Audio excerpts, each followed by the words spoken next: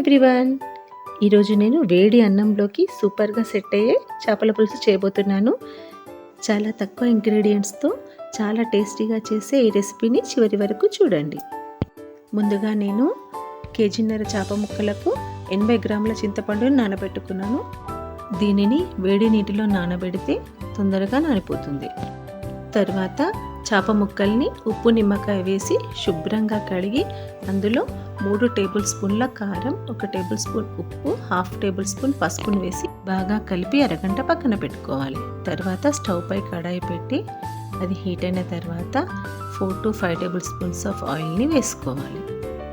చేపల పులుసుకి ఆయిల్ కొద్దిగా ఎక్కువనే పడుతుంది.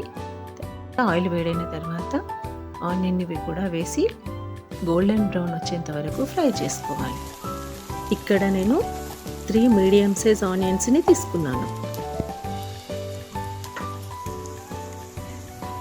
ఇలా ఫ్రై అయిన తర్వాత ఇందులో 2 టేబుల్ స్పూన్ల అల్లం వెల్లుల్లి పేస్ట్ని యాడ్ చేసుకోవాలి.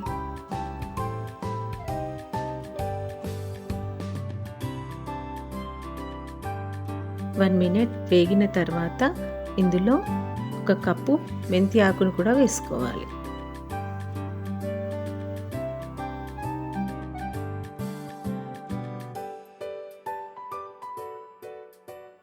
ఇలా 2 మినిట్స్ వేగిన తర్వాత 1/2 టేబుల్ స్పూన్ పసుపును కూడా వేసుకోవాలి.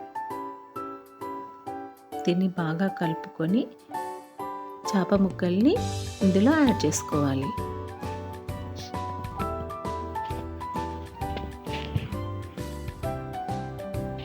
ఈ విధంగా అన్నీ యాడ్ చేసుకున్న తర్వాత ఈ స్టేజ్లోనే మనం వీటిని బాగా కలుపుకోవాలి.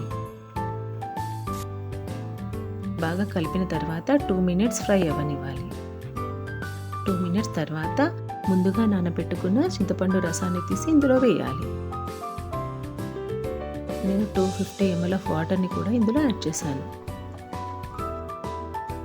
దీన్ని మెల్లిగా కదుపుతూ ఈ విధంగా తిప్పుతూ ఉడకనివ్వాలి.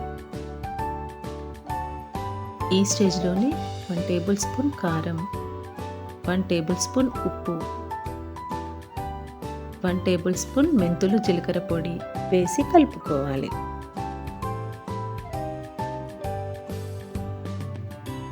దీన్ని మెల్లిగా గంటతో కలుపుకోవాలండి, లేదంటే ముక్కలు విరిగిపోతాయి.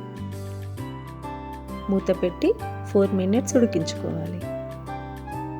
4 మినిట్స్ తర్వాత 2 స్పూన్ల ధనియాల పొడిని కూడా వేసుకోవాలి.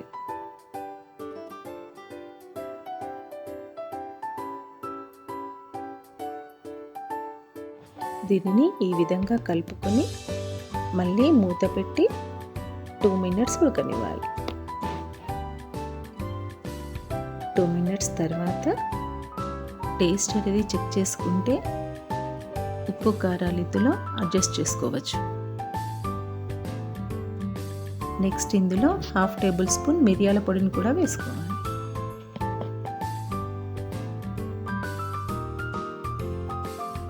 దీన్ని 1 మినిట్ ఉడికించిన తర్వాత ఫైనల్గా కొత్తిమీర వేసుకోవాలి.